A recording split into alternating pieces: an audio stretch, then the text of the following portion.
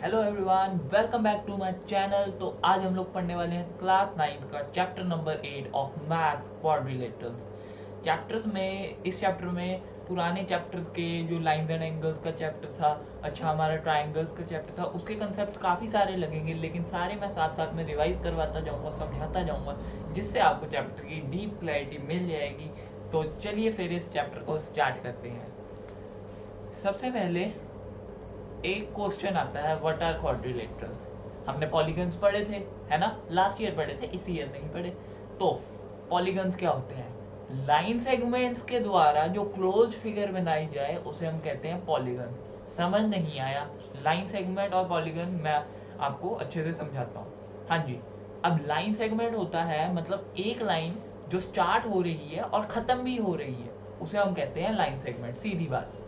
और रे क्या होती है? तो जो स्टार्ट हो रहा है लेकिन चलता जा रहा है, जो खत्म नहीं हो रहा, वो है रे।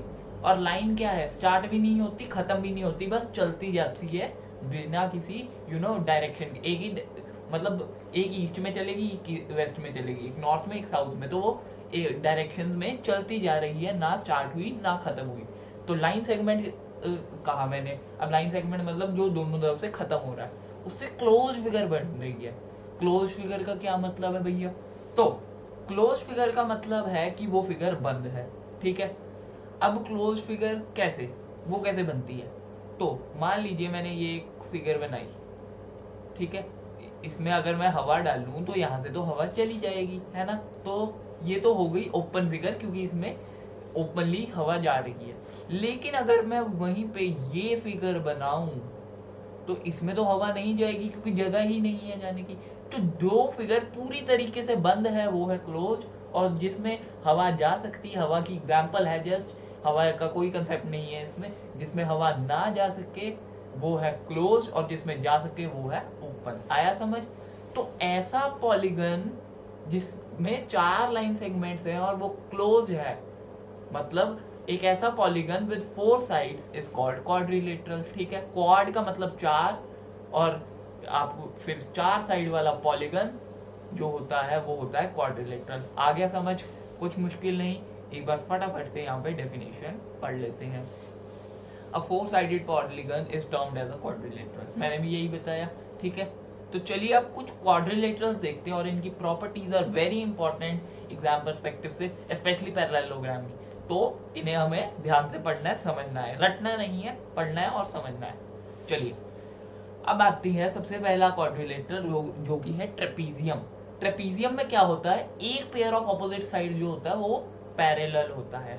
अब पैरेलल का मतलब होता है जो लाइंस लाइंस या लाइन सेगमेंट्स लगा लीजिए, अगर मैं इस लाइन सेगमेंट को कभी भी एक्सटेंड करूंगा, एडी को एक्सटेंड करूंगा कभी भी, और बीसी को एक्सटेंड करूंगा, ठीक है, इनको मैंने अगर एक्सटेंड किया तो ये कभी भी मिलेंगे ही नहीं। अगर मैं मान लीजिए ए बी और डी सी को एक्सटेंड करूँ, वो तो किसी पॉइंट पे जाके मिल जाएंगे, है ना। ध्यान से देखिए, ये तो इस पॉइंट पे जाके मिल जाएंगे, है ना। तो जो लाइन सेगमेंट्स कभी ना मिले उन्हें कहते हैं हम पैरेलल्स, और जो कभी जाके मिल जाए उन्हें हम कहते हैं इंटरसेक्टिंग। इतना आपको पता होना चाहिए, ठीक है। तो ट्रेपीजियम में एक pair of side is parallel, ठीक है, कोई दिक्कत नहीं। चलिए, तो one pair of opposite sides is parallel, यही मैंने कहा, ठीक है। उसके बाद इस फिगर में ये ट्रेपीजियम, इसको कैसे प्रूव करें? अगर हमें मान लीजिए कहा गया prove A B C D is a trapezium, कैसे करेंगे? आपको बस कुछ नहीं करना, यहाँ पे तो चल ये हम अभी प्रूव नहीं कर सकते क्योंकि हमें कुछ एंगल्स या कुछ वैल्यू गिवन नहीं है, लेकिन AD is parallel to BC as the shape is a trapezium। हमें बस AD और BC को पैरेलल प्रूव करना है, ये ट्रेपीजियम अपने आप हो जाएगा। आया समझ? कुछ मुश्किल नहीं। चलिए इसके बाद आते हैं पैरेललोग्राम। पैरेललोग्राम मैंने पहले भी कहा इंपॉर्टेंट है। इसमें दोनों पेयर क्या है अपने? पैरेलल है, दोनों pair of opposite sides are parallel. अब इसकी प्रॉपर्टीज का प्रूव करके दिखाऊंगा, ध्यान से बस देखते जाइए, ठीक है। चलिए, both pair of opposite sides are parallel लिखा ही है, ठीक है। इसमें कैसे आइडेंटिफाई करेंगे? तो हमें क्या प्रूव करना है? A B parallel C D होना चाहिए, और AD पैरेलल BC होना चाहिए। दोनों पेयर क्या हो गए अपने इस केस में, दोनों पेयर जो है वो पैरेलल हो गए, so hence the given shape is a parallelogram. ठीक है, चलिए अब आती हैं इसकी प्रॉपर्टीज जो हर आगे वाले जो भी हम शेप पढ़ेंगे उसमें हम इम्प्लाई कर सकते हैं। सबसे पहले वो diagonal divide it into congruent triangles. ठीक है, अभी मैं आपको जस्ट इनको थोड़ा सा रीड करके बता रहा हूँ, फिर आगे डिटेल में अभी इस पे बात करेंगे।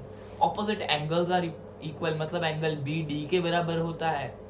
ठीक है, और एंगल A जो है वो C के बराबर होगा। ठीक है, ऑपोजिट साइड्स आर इक्वल, मतलब BC बराबर AD और AB बराबर CD।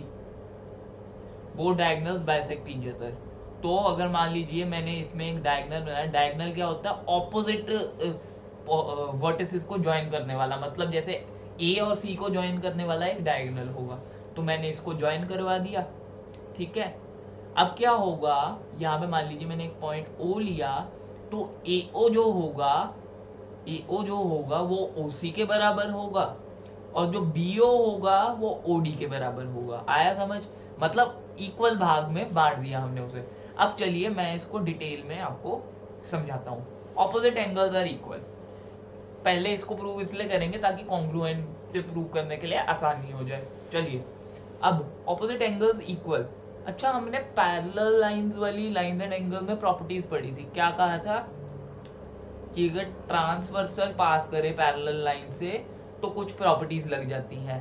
तो जैसे अगर ये प्लस ये क्या होता है 180, 1 + 2 जो होगा 180 होगा, 2 और 3 बराबर होंगे, है ना।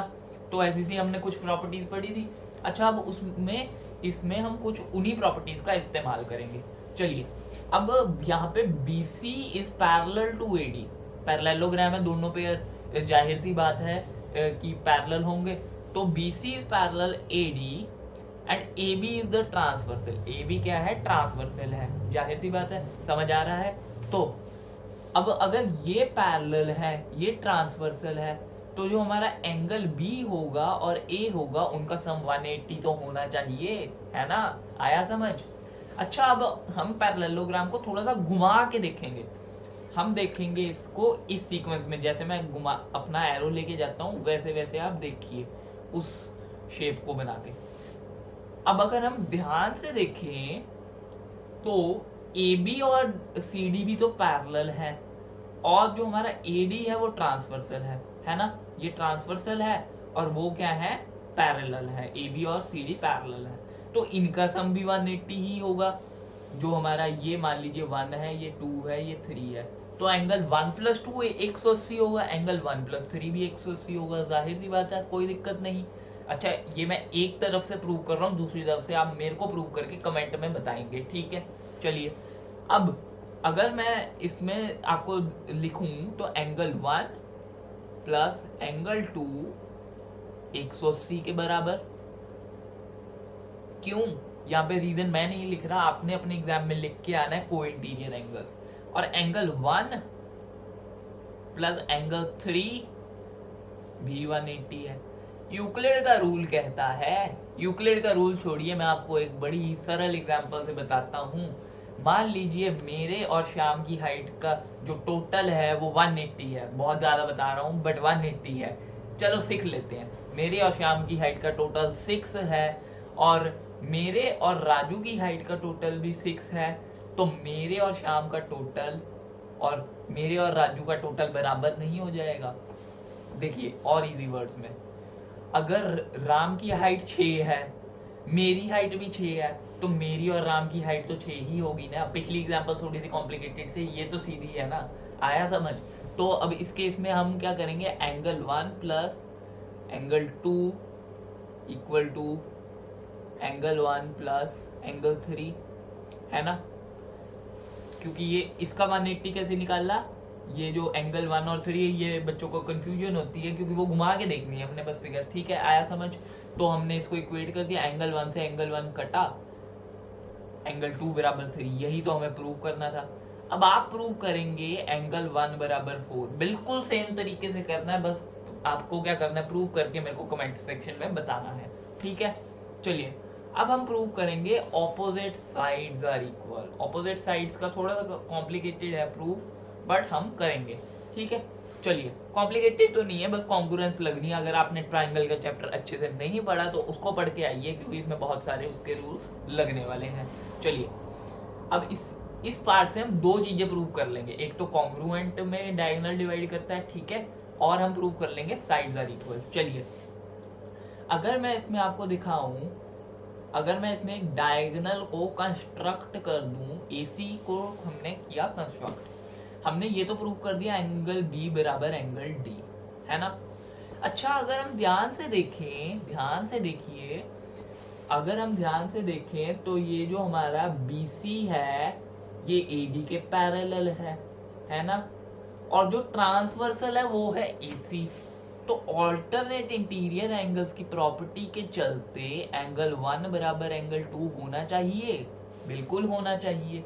ऑल्टरनेट इंटीरियर एंगल की प्रॉपर्टी क्या कहती है कि ये वाला एंगल जो है इसके बराबर हो, है ना। चलिए, अब ये हमने कर दिया प्रूफ। अब इसमें हमने बस कॉन्ग्रुएंस लगानी है, कुछ नहीं करना। तो ये वाला angle, angle angle side common ले लिया। हाँ, एक बार मैं आपको लिख के बताता हूं, एंगल B बराबर एंगल D, एंगल B बराबर एंगल D, 1 बराबर 2, क्यों, ऑल्टरनेट इंटीरियर एंगल्स, और AC इक्वल AC। भाई, श्याम तो श्याम के बराबर रहेगा, राजू तो राजू के बराबर रहेगा ना, तो इसलिए AC बराबर AC। तो angle angle side, angle angle side, है ना। तो AAS कॉन्ग्रुएंट से ABC क्या होगा, कॉन्ग्रुएंट होगा किसके पॉइंट्स, एक बार अपने वर्टिसेस चेक करेंगे हम अच्छे से, CDA, आई होप सो यही होना चाहिए, CDA। तो यहां से हम क्या कह सकते हैं, CPCT लेंगे हम, BC equal DA, opposite side equal हो गई, है ना, ऑपोजिट साइड इक्वल हो गई। और हम दूसरी तरफ से CPCT लें तो क्या होगा, AB बराबर CD। अगर आप ये दूसरे डायगोनल पे भी अप्लाई करके देखेंगे तो डिट्टो सेम चीज हमने दूसरे डायगोनल में करनी है मैथ्स डिफिकल्ट, बिल्कुल नहीं।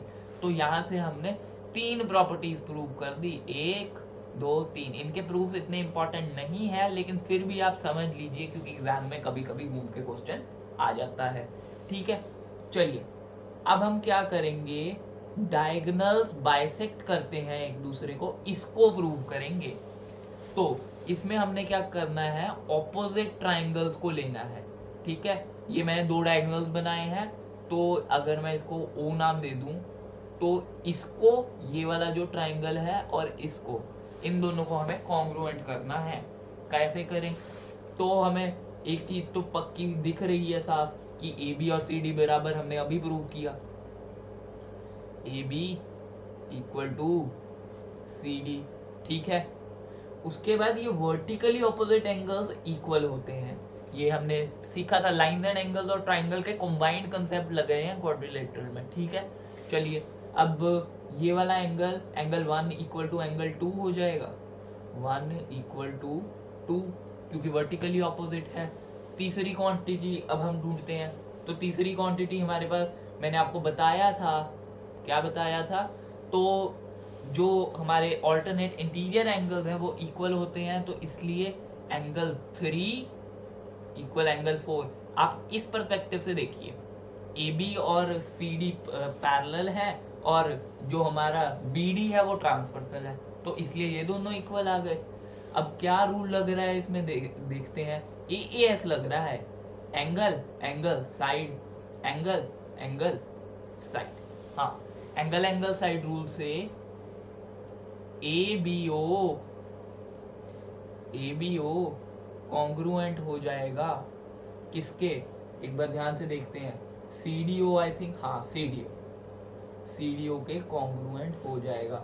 यहां से हमने क्या निकाला CPCT में, BO बराबर DO। अब दूसरे डायगोनल का प्रूफ मैं नहीं कराऊंगा, दूसरे डायगोनल का प्रूफ मैं नहीं कराऊंगा, वो आप मेरे को कमेंट में लिख के देंगे, ठीक है। तो हमने यहाँ पे क्या किया, जस्ट इसको कॉन्ग्रुएंट करके CPCT निकाल लिया, कुछ भी नहीं किया। तो ये 4 प्रॉपर्टीज थी पैरेललोग्राम की। अब तो आपको जितने, अगर मैं प्रूफ करके बता रहा हूँ ना, तो आपको उससे याद होना चाहिए, ठीक है। तो अब ये चार प्रॉपर्टीज याद रखेंगे। क्या थी? डायगोनल कॉन्ग्रुएंट में डिवाइड करता है, ऑपोजिट साइड्स इक्वल है, एंगल इक्वल है, और जो डायगोनल करते हैं एक दूसरे को बाइसेक्ट। चलिए अब नेक्स्ट फिगर पे चलते हैं, क्योंकि ये इसकी जो प्रॉपर्टीज हैं वो अगली फिगर में कैरी ऑन होंगी, उसमें और एडिशनल प्रॉपर्टीज आएंगी, बट वो ये तो कैरी ऑन होंगी ही। चलिए रोम्बस, रोम्बस की बात की जाए। अब रोम्बस एक ऐसी फिगर है जिसमें चारों साइड्स इक्वल हैं पैरेललोग्राम की तरह। सॉरी, उसमें पैरेललोग्राम में ऑपोजिट पेयर्स इक्वल थे और इसमें सारे इक्वल हैं। ठीक है, तो एक तरह से आप वो कह सकते हैं कि parallelogram is not a 90 degree angled rectangle, और ये है not a 90 degree angled square. तो कैसे? तो इसमें 90 डिग्री तो नहीं है ना भाई, नॉट कंपल्सरी, हो भी सकता है, अगर 90 हुआ तो वो स्क्वायर बन जाएगा। ठीक है, चलिए डेफिनेशन है, a parallelogram where all sides are equal. ठीक है, आइडेंटिफिकेशन क्या है? तो इसमें सारी साइड्स इक्वल हैं, तो इसलिए ये रोम्बस है। सॉरी, तो अब सारी साइड्स इक्वल, ये रोम्बस हो गया। ठीक है, अब नेक्स्ट पे चलते हैं। प्रॉपर्टी है डायगोनल्स इंटरसेक्टेड 90 डिग्री और डायगोनल्स जो है एंगल बाइसेक्टर। इसकी प्रॉपर्टीज मैं नहीं आपको प्रूफ नहीं कराऊंगा, क्योंकि बिल्कुल इंपॉर्टेंट नहीं है, उनके फिर थोड़े चांस है, इनके चांस नहीं है। तो डायगोनल्स क्या कर रहे हैं? 90 डिग्री पे इंटरसेक्ट कर रहे हैं, मतलब ये वाला एंगल 90 होगा, ये 90 होगा, ये 90 होगा, और ये भी 90 ही होगा।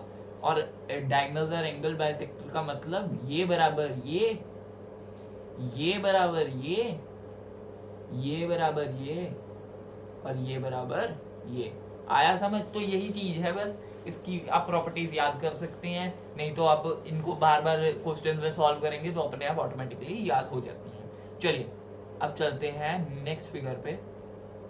नेक्स्ट है रेक्टेंगल। अब 90 डिग्री पे अगर हम कोई पैरेललोग्राम को स्थापित कर दें तो उसे कहते हैं रेक्टेंगल। ठीक है, इसमें ऑपोजिट साइड्स इक्वल होती हैं और जो हमारे एंगल्स बनते हैं वो सारे 90 डिग्री के बराबर होते हैं। चलिए रेक्टेंगल डेफिनेशन है, type of quadrilateral in which each angle is 90 degree and opposite sides are equal. मैंने भी यही बोला। ठीक है, तो ये 90, ये 90, ये 90 और ये 90। आइडेंटिफिकेशन क्या है? ये सारे एंगल्स इक्वल हैं 90 डिग्री के, सो ये शेप है rectangle. Property diagonals are equal, ये इंपॉर्टेंट है। ठीक है, तो अगर मैं यहाँ से एक डायगोनल खींचूं BC, ये क्या है? AC, सॉरी AC है वो, और यहाँ से एक डायगोनल खींचूं DB, तो ये दोनों आपस में इनकी लेंथ बराबर होगी। ठीक है, अभी मैं सबके डायगोनल्स की प्रॉपर्टीज को कंक्लूड करूंगा, क्योंकि इसमें आ जाती है कंफ्यूजन। ठीक है, तो वो कंक्लूजन से आपको थोड़ा और बेहतर समझ आएगा। चलिए स्क्वायर, स्क्वायर में तो सारी प्रॉपर्टीज लगा दो, जितनी भी अभी तक हमने पढ़ी है सारी स्क्वायर में एक साथ लगती हैं। ठीक है, तो बेसिकली स्क्वायर में क्या है? ये चारों साइड इसकी बराबर है और 90 डिग्री का इस पे एंगल बनता है हर साइड से। ठीक है, so all sides are equal. Parallelogram की सारी प्रॉपर्टीज लगा दो। ठीक है, रोम्बस की लगा दो, सारी प्रॉपर्टीज इसमें इंप्लाई होंगी ही होंगी, कोई शक ही नहीं। Definition, a type of quadrilateral where each side is equal and each angle is 90 degree. ये 90 है, ये 90 है, ये भी 90 है, और ये भी 90 है। ये बराबर ये है, बराबर ये है, बराबर ये है, तो सारी साइड आपस में इक्वल हो जाती हैं। उसके बाद आइडेंटिफिकेशन, सारी साइड इक्वल और सारे एंगल्स 90 डिग्री, तो वो होगा अपना स्क्वायर भाई। ठीक है, प्रॉपर्टीज क्या है? Diagonals are equal and diagonals are perpendicular. Perpendicular जो हमने रोम्बस में पढ़ा था कि जो हमारे डायगोनल्स होते हैं वो 90 डिग्री के एंगल पे इंटरसेक्ट होते हैं, तो वही चीज है। चलिए अब मैं सारे फिगर्स के डायगोनल्स की प्रॉपर्टीज को कंक्लूड करता हूँ। ट्रेपीजियम में कोई प्रॉपर्टी नहीं थी। जो हमारा पैरेललोग्राम था, एक मैं स्क्वायर टाइप फिगर बनाता हूँ, उसमें सारी प्रॉपर्टीज कंक्लूड करूंगा। ठीक है, हाँ जी, तो हमारा जो पैरेललोग्राम था उसमें डायगोनल्स क्या हो रहे थे? बाइसेक्ट, मतलब ये बराबर ये, बराबर ये, बराबर ये। ठीक है, उसके बाद हमने पढ़ा रोम्बस, तो वो 90 डिग्री के एंगल पे मीट करते थे। ठीक है, बस यही थी इसमें प्रॉपर्टी। और उसके बाद हमने देखा रेक्टेंगल को, तो उसके डायगोनल्स बराबर थे।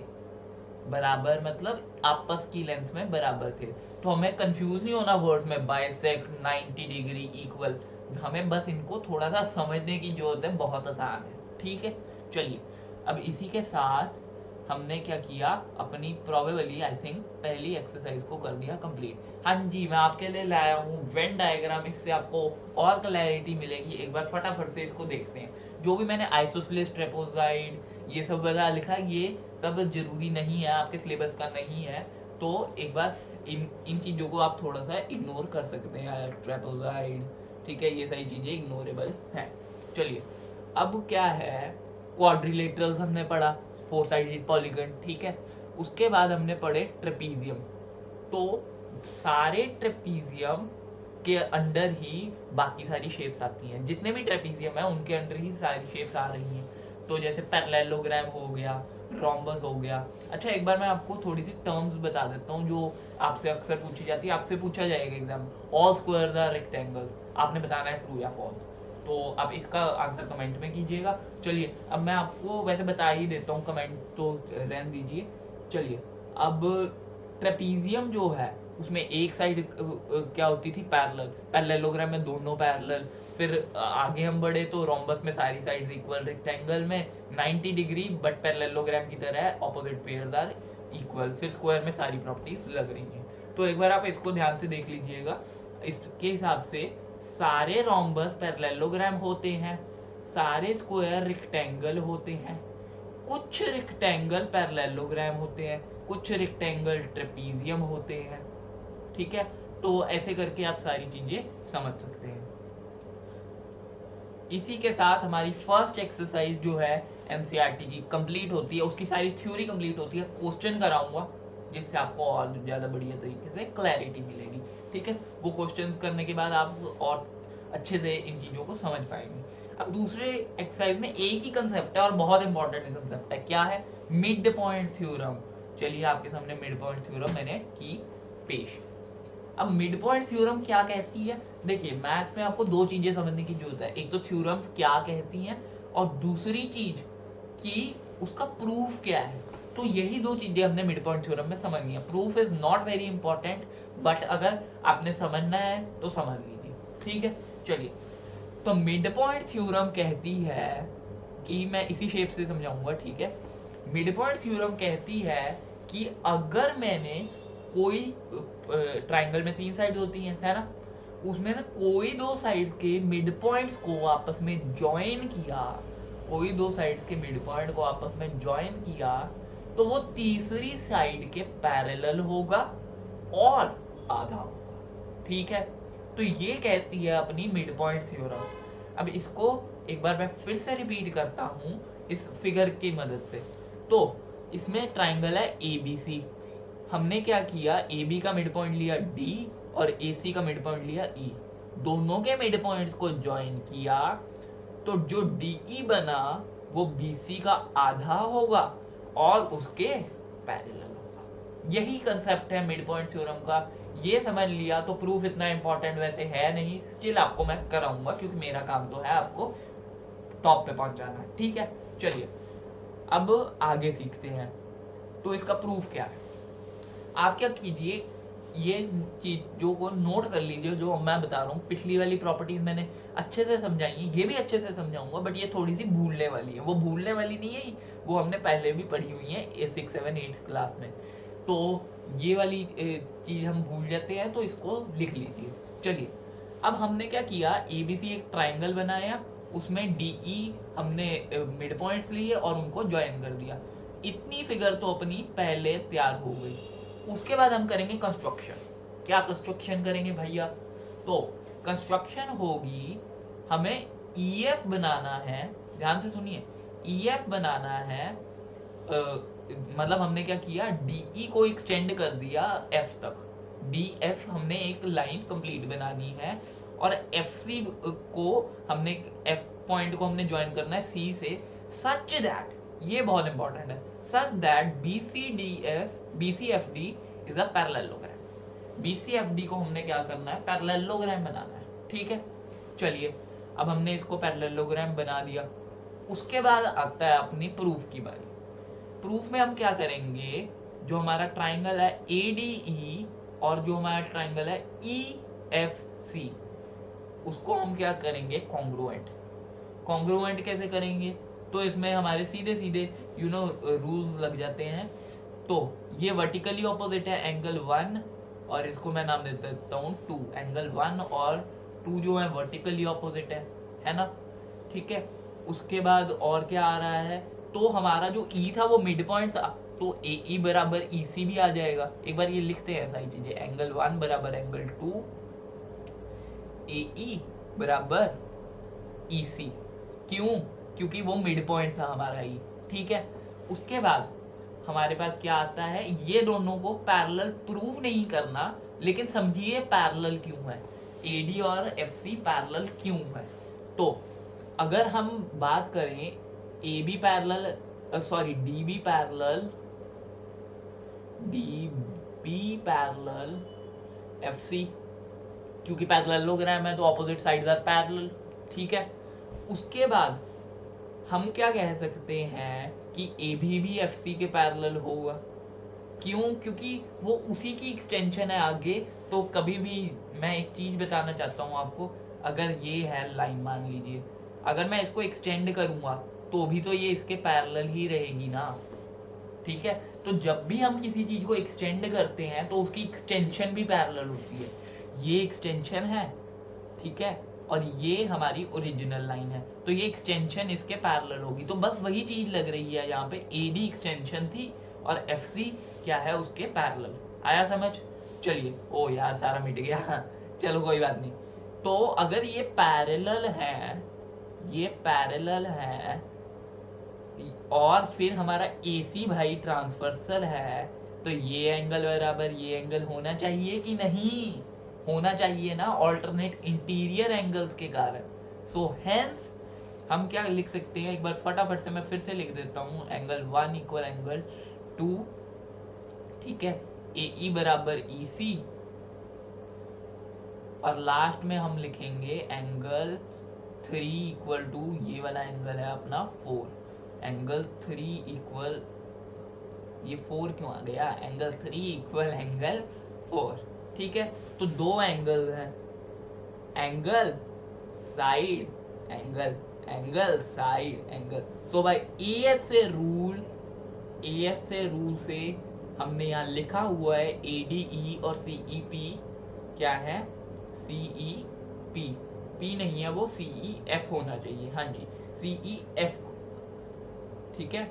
ये क्या है, अपने कॉन्ग्रुएंट प्रूफ हो गए। उसके बाद अब हम क्या करेंगे, CPCT लेंगे। यहाँ पे मैंने प्रूफ थोड़ा सा आधा है मेरा, तो आप इसके आगे का भी नोट कीजिए, पहले का भी आई होप सो आपने नोट किया है, इसके आगे का भी आप नोट कीजिए, हाँ जी।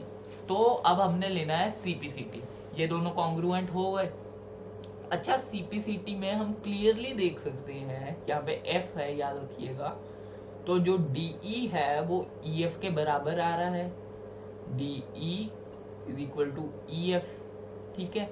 अच्छा, हम एक चीज देख सकते हैं क्लियरली कि जो BC है, ये जो BC है वो DF के बराबर है। क्यों, पैरेललोग्राम की ऑपोजिट साइड, पैरेललोग्राम की ऑपोजिट साइड है इसलिए बराबर है। तो हम DF को DE प्लस EF लिख दें, चलेगा? चलेगा ना, कोई दिक्कत तो नहीं, बात तो वही है, बस थोड़ी घुमा के लिखी है। घुमा के क्यों लिख रहे हो भैया, अभी समझ आएगा, कोई बात नहीं। तो DE प्लस EF बराबर BC, है ना। अब हमारा DE और EF तो बराबर था, तो हम क्या इसको पूरा DE में कन्वर्ट कर दें, मतलब DE प्लस DE कितना होता है, 2DE इक्वल टू BC, है ना। अब अगर हम 2 को उधर लेके जाएं तो DE equal to BC by 2 which is half BC। एक पार्ट हमारा प्रूव हो गया है, congratulation, DE equal half BC। यही तो करना था, बस आपको क्या करना है, देखिए ज्योमेट्री में ना आपको मल्टीपल एस्पेक्ट ध्यान रखने होते हैं, किसी चीज को एक्सपैंड करके लिखना है, किसी को शॉर्ट करके लिखना है, तो CPCT कहाँ से लेना है, ये सब चीजें आती हैं प्रैक्टिस से। तो ये प्रैक्टिस से आप सीखिएगा, और ये मैंने जो किया आपको आई होप समझ आ गया। फिर से समझाता हूँ कि हमने इनको कॉन्ग्रुएंट प्रूव करके DE और EF को क्या किया, इक्वल ले लिया। फिर DE प्लस EF BC के बराबर है, क्योंकि पैरेललोग्राम की opposite side. 2 times DE BC है और इसलिए DE is half times BC। आ गया समझ? आ गया ना? चलिए अब दूसरा पार्ट रहता है DE parallel BC। DE parallel BC कैसे प्रूव करें? DE पैरेलल BC प्रूव करने के लिए आपको क्या करना है, बस दिमाग लगाना है। मैंने आपको क्या बताया था, जो एक्सटेंशन होती हैं वो भी पैरेलल होती हैं। अब इसमें बस हमने क्या किया, श्रिंक कर दिया एक्सटेंशन की जगह। ठीक है, मान लीजिए हम क्या कर रहे थे, ये वैसे तो आपको देख के लग रहा होगा, बट हम देख के वहां पे लिख नहीं सकते कि ये ट्रेपीजियम है और ये पैरेलल है, लेकिन हम ये ऐसे तो लिख नहीं सकते एग्जाम में। तो एग्जाम पर्सपेक्टिव से कैसे लिखना है कि BC is parallel DF, BC is parallel DF। अच्छा, DE उसी में आता है क्योंकि BC इस पैरेलल DF पैरेललोग्राम है इसलिए इक्वल है। ठीक है, कोई दिक्कत नहीं। अच्छा, अब DE जो है वो DF का पार्ट है, ध्यान से सुनिएगा, DE जो है वो DF का ही पार्ट है ना, तो इसलिए BC पैरेलल DF भी हो जाएगा, सीधी बात है, कोई दिक्कत नहीं। आया समझ?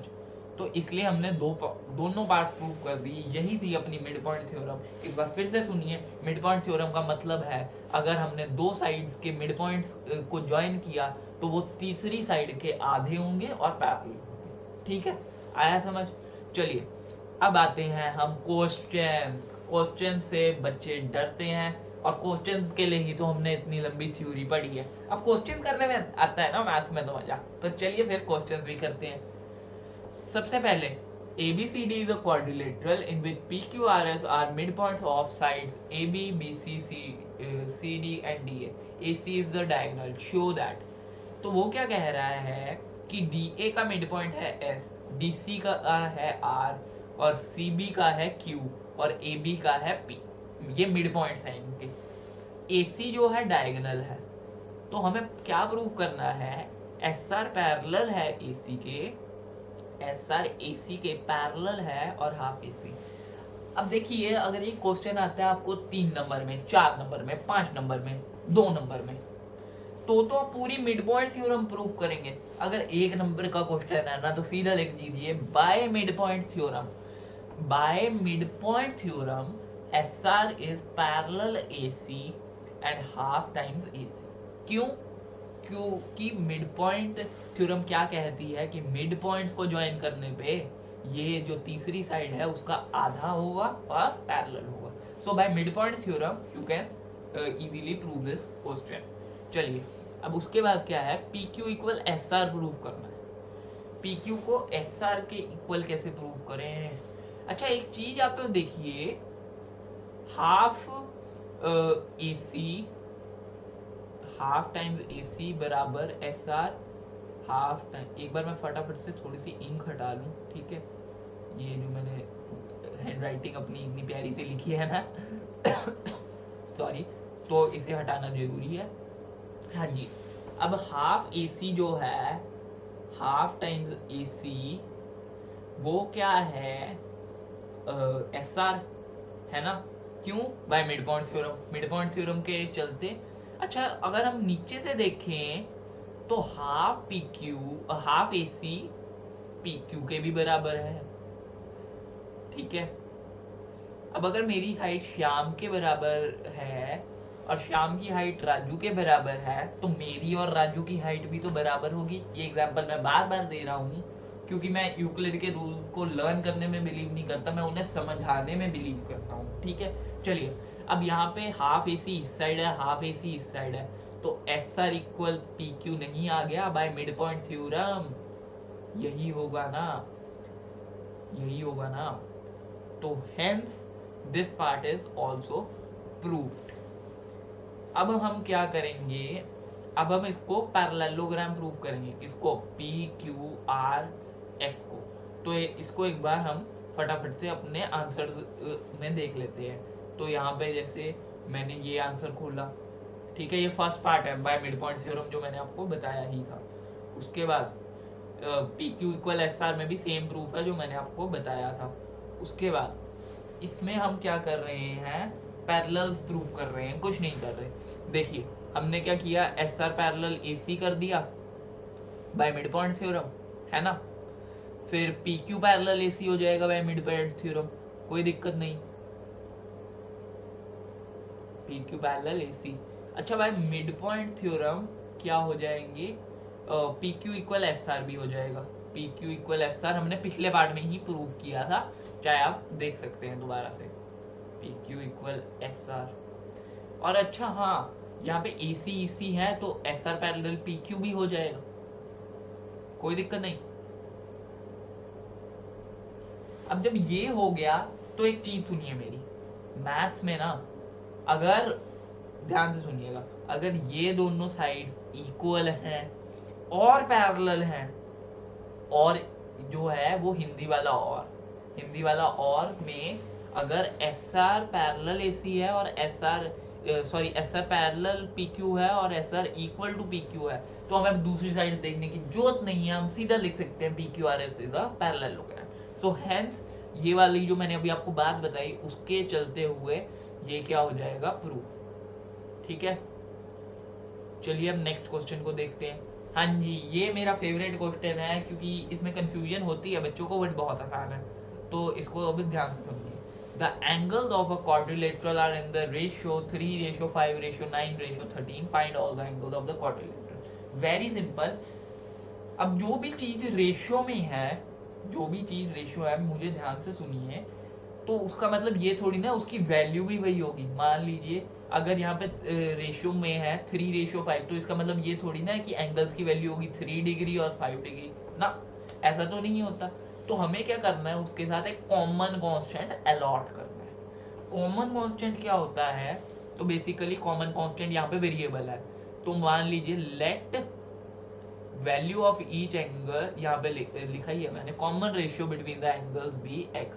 तो मतलब हम क्या करेंगे, 3 इंटू एक्स पहले की वैल्यू होगी, 5 इंटू एक्स दूसरे की वैल्यू होगी, 9 इंटू एक्स तीसरे की, और 13 इंटू एक्स चौथे की। अच्छा मैथ का यहाँ पे कमाल देखिए आप, अगर मान लीजिए रेशियो को हम कैसे लिखते हैं, अपॉन में, है ना। तो अगर मैं लिखूं, यहाँ पे लिख देते हैं एक बार, 3x, ये x बड़ा गंदा बना है, 3x/5x लिखूं अगर मैं इसे, तो x तो कट जाएगा, x कट गया तो 3/5 वही चीज बन गई ना। तो ये मैथ्स का थोड़ा सा यहाँ पे चमत्कार है। ठीक है, चलिए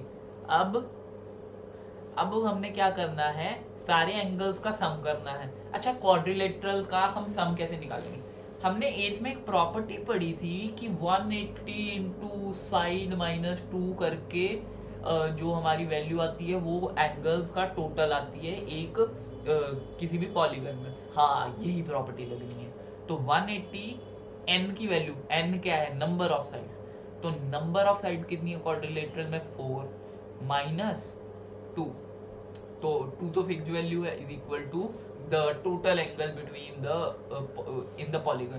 तो इसकी वैल्यू कितनी आएगी, 180 इंटू 2 360। हाँ जी यही तो चीज है, तो क्वाड्रिलेटरल में एंगल कितना होता है, 360। अब ये सारे जो भी हमने निकाले थे एंगल्स, 3x 5x 9x और 13x, इनका सम होके आएगा 360। क्यों, क्वाड्रिलेटरल के एंगल्स का सम है। ठीक है, तो 30x यहाँ से 360, x 12 आ गया। अब कोई भी बच्चा यहाँ पे x पे वैल्यू नहीं छोड़ के आएगा। क्यों नहीं छोड़ के आएगा, मैं आपको रीजन समझाता हूँ। तो बेसिकली अगर आप x की वैल्यू निकाल लेंगे ना, तो टीचर आपके मुफ्त में मार्क्स काट लेंगे।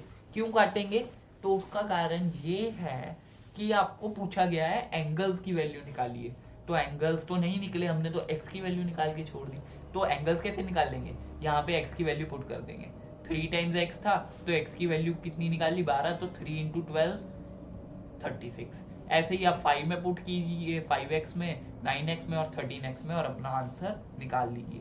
कुछ नहीं था, बहुत सिंपल था। तो चलिए देखते हैं अब नेक्स्ट क्वेश्चन। तो यहाँ पे मैंने जहाँ पे भी ऐसा सा सिंबल दिया हुआ है ना आपको, यहाँ पे भी ऐसा सा सिंबल है, तो इसका मतलब है एंगल।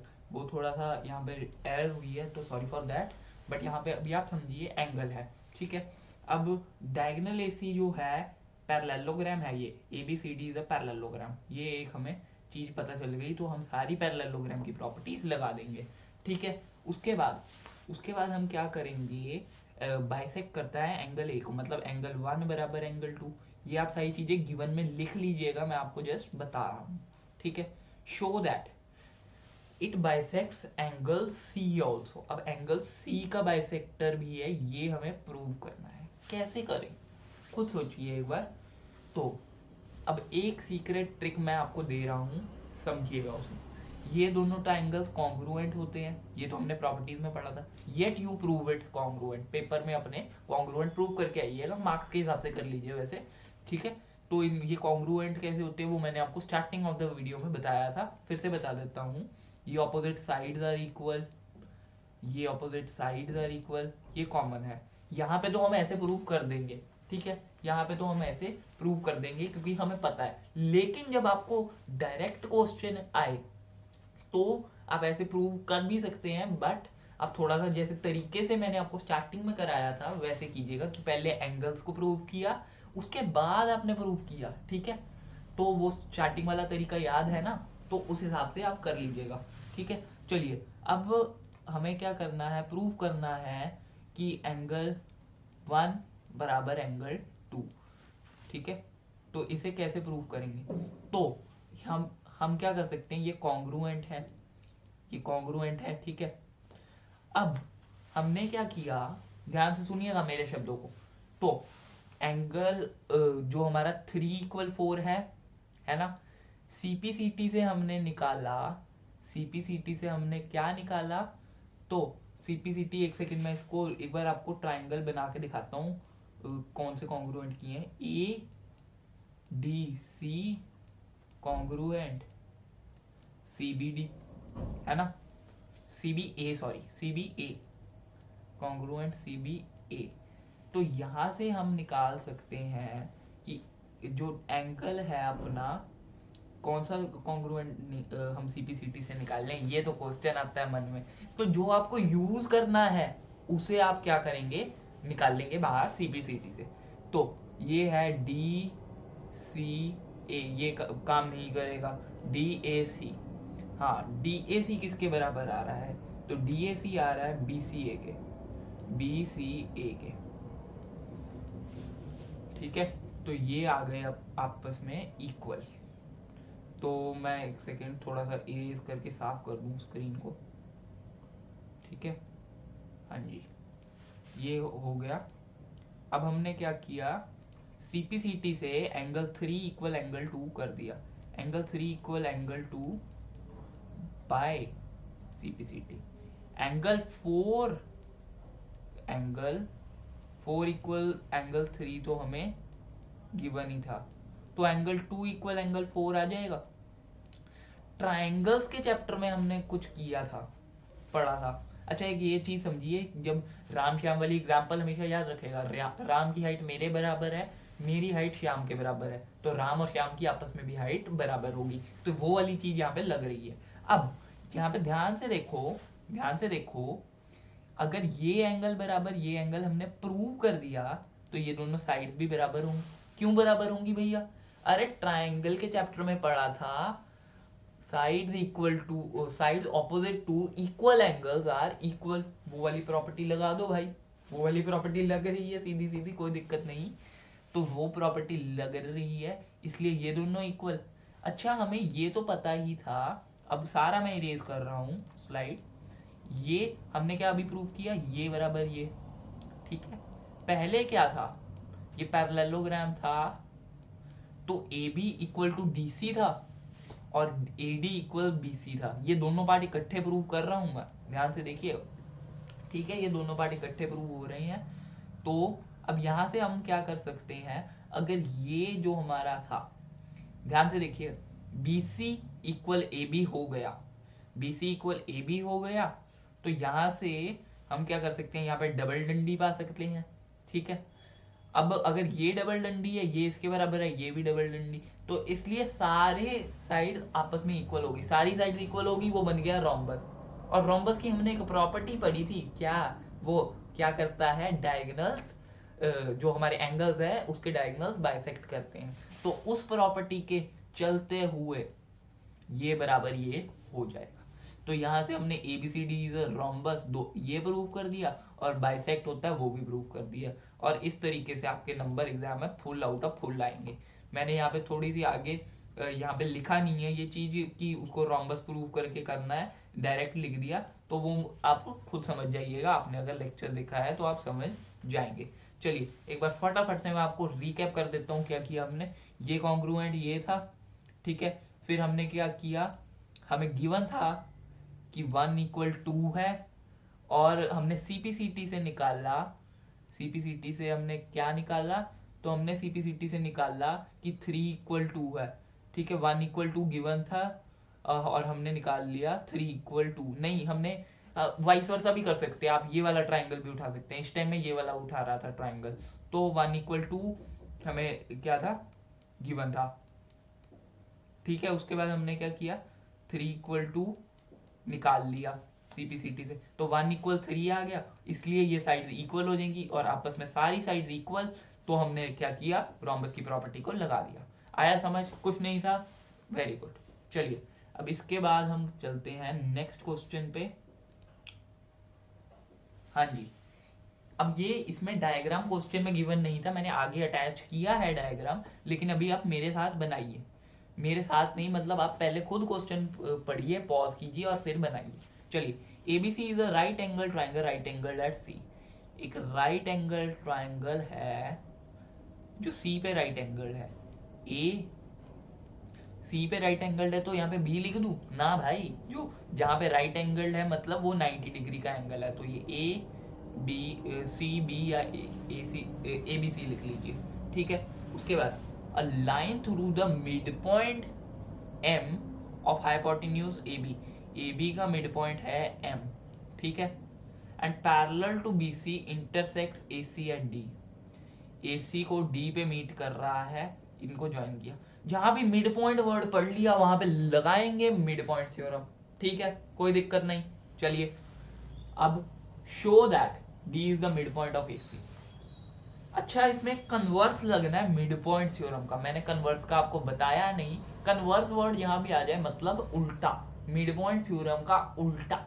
उल्टा क्या है भाई, तो उसमें हमने क्या किया था कि अगर दो साइड्स के मिड पॉइंट्स को ज्वाइन करेंगे तो वो तीसरी साइड के पैरेलल होगा और आधा होगा। अब इसका उल्टा करना है, अगर कोई लाइन तीसरी साइड के आधा है और पैरेलल है तो वो मिड पॉइंट्स होंगे दोनों के दोनों। हाँ, ये लगना है यहाँ पे। अच्छा दिमाग है, अच्छा दिमाग वाला क्वेश्चन है ये। तो अब हम क्या कर रहे हैं, तो यहाँ पे डायरेक्टली हम लिख देंगे by converse of mid point theorem, by converse of mid point theorem D is the mid point of AC. हो गया पहला पार्ट। एमडी एंगल एसी तो नहीं है, ये परपेंडिकुलर है, यहाँ पे परपेंडिकुलर है। एमडी परपेंडिकुलर एसी को हमने प्रूव करना है। कैसे करें भाई, तो ये 90 डिग्री हमें गिवन है, ठीक है। डीएम जो है वो सीबी के पैरेलल है मिड पॉइंट थ्योरम के कन्वर्स से या मिड पॉइंट थ्योरम से, और ये जो है ट्रांसवर्सल है डीसी। एक बार मैं अच्छा सा डायग्राम बना के आपको समझाता हूँ, ठीक है। चलिए, डी एम सी बी, ये हमें 90 डिग्री सी गिवन है, ये इसके पैरेलल है, बीसी के पैरेलल है डीएम, और यहाँ पे डीसी इज अ ट्रांसवर्सल। अगर ये ट्रांसवर्सल है तो corresponding angles are equal, so MD ये एमडी ए वाला एंगल क्या है, 90 है, तो एमडी इज परपेंडिकुलर एसी, ठीक है। ये 90 निकल आया, तो वहीं से हमें क्लियर हो गया, ठीक है। अब हमने क्या प्रूव करना है, C M equal M A equal half A B. भाई भाई भाई, कॉम्प्लेक्स लग रहा है देखने में बट है नहीं कुछ भी। तो बेसिकली हमें ए बी का आधा है एम ए, ठीक है। ए बी का आधा है एम ए, वो तो हमें पता है क्योंकि M is the mid point. हमें क्या करना है, सी एम, सी एम ध्यान से देखिएगा, यहाँ पे सी एम को मैं ज्वाइन कर दूं, अगर C M equal M A equal half A B, तो इसको फटाफट से मैं आपको बता देता हूँ, ठीक है। अभी बस last question of the day है ये, तो इसको ध्यान से समझिएगा, ठीक है। ये हो गया उसका पिछला पार्ट। तो A D equal C D, A D equal C D, क्यों, क्योंकि ये मिड पॉइंट है, ठीक है। मिड पॉइंट है, हमने मिड पॉइंट थ्योरम से इसको पहले ही कर दिया प्रूव। ये इक्वल ये है तो ये दोनों एंगल्स भी बराबर होंगे भाई, है ना, ये दोनों एंगल्स भी बराबर होंगे, ठीक है। सॉरी, ये एंगल्स बराबर नहीं होंगे क्योंकि ऐसा कोई रूल नहीं बना, ठीक है। तो इनको हमने क्या करना है, कॉन्ग्रुएंट प्रूव करना है। कैसे करेंगे, ये 90 था, ये भी 90 हो जाएगा, ठीक है। उसके बाद ये कॉमन है, ये दोनों बराबर है, so by SS rule MDC is congruent MDA, MDC is congruent MDA। तो AM इक्वल CM हमने CPCT से निकाल लिया, उसका आधा तो हमें पता ही था, क्यों, क्योंकि वो मिड पॉइंट है। AB आधा है, इसलिए ये तो हमें पता ही था। चलिए, तो इसी के साथ हमने ये भी प्रूव कर दिया और हमारा चैप्टर होता है खत्म। Thanks for watching the video till the end. I know थोड़ा सा टफ है चैप्टर, but practice makes a man perfect. तो मिलता हूँ आपसे नेक्स्ट वीडियो में। Bye bye bye bye.